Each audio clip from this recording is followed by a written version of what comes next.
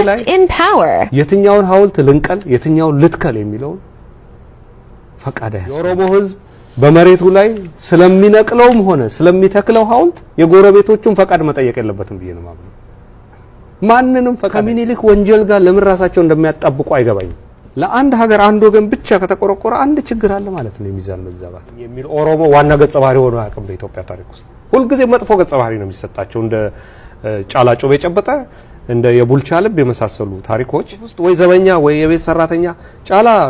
በር ክፈት ጫልቱ ነይ እንትን ይሄን ቃንሽው ነው አማርኛ ስነ ጽሁፍ ውስጥ ዋና ገጸ ባህሪ ሁሉ ጊዜ አማራ ስም ነው ያላቸው እንደው ትንሽ መሰረት ኦሮሞነት የተረጋግጧል ካሁን በኋላ ኦሮሞ ነው በፊትም ኦሮሞ ነበር መጽሐፍ ጽፈሃል ጠቅላላ 7-8 መጽሐፎች አካባቢ ናቸው በጋራ የጻፍኳቸው ተራሮችን ያንቀጠቀጠ ትውልድ የሚባሉ አሉ ፍታ የሚባሉ አሉ እነሱን ሳንቆጥር 7 መጽሐፎች ጽፌያለሁ ነገረችው ስሜ እኮ ጫልቱ ነው አለችው አይሆንም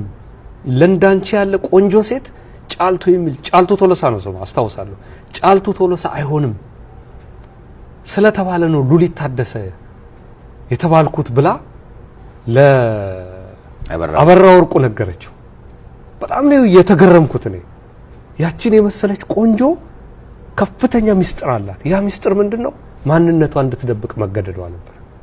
ይሄንን በአሉ ግርማ የመጀመሪያው ደራሲ ነው ዛሬ ነው በግልጽ ጻፍኩት እንጂ ቡርቃ ዝምታ ወይ ጫልቱ እንደሄለን በግልጽ ወጣ እንጂ በአሉ ግርማ ነው መጀመሪያ የጻፈው ቀጥሎ ኦሮማይ ላይ አነሳ እንደገና የኦሮሞያን ጉዳይ የኦሮሞን ህዝብ ጥያቄ ጉዳይ ኦሮሞ ህዝብ ትግል ላይ እንዳለ ፍንጭ ሰጠ ታደሰ ቆርቾ የሚባል ሰው አመጣ የሉሊት ታደሰን አባት ደግሞ አመጣው እዛ ታደሰ ቆርቾ የሚባል በሚስጥር መሳሪያ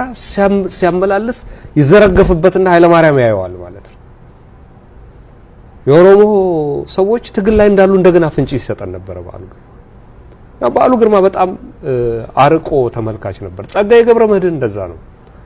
ስለ አቴቴ ባክብሮት እንድናስብ ያደረገን ሰው ነው አቴቴ ጥንቆላ ነው አይደለም ጥንቆላ አይደለም ጸጋዬ ገብረመድህን በጊዜው በሚፈቅድለት መጠን ታግሏል እነኚህ ሁለቱ ደራሲዎች በእውነቱ በጣም ማከብራቸው ኦሮሞዎች ናቸው አራያም ሆነውኛል የኦሮሞን ህዝብ ትግል በስነ ጽሁፍ የኦሮሞን ህዝብ ጥያቄ በስነ ጽሁፍ መመለስ እንደሚገባ አራያ ሆነውኛልና የብዙ ነገሮች ጥርቅም ነው የቡርቃ ዝምታን ጽፍ ያደረገኝ ለማለት ነው ኖሌን ኬታ መጣሃቸው መጀመሪያ እውነት ለመናገር ወደ መጀመሪያ ጭንቅላቴ ላይ መጣው በኢትዮጵያ የአማርኛ ስነ ጽሁፍ ታሪክ ውስጥ ኦሮሞ ዋና ገጸ ባህሪ ማድረግ ይቻላል የሚለው ራሱ አስፈርቶኝ ነበር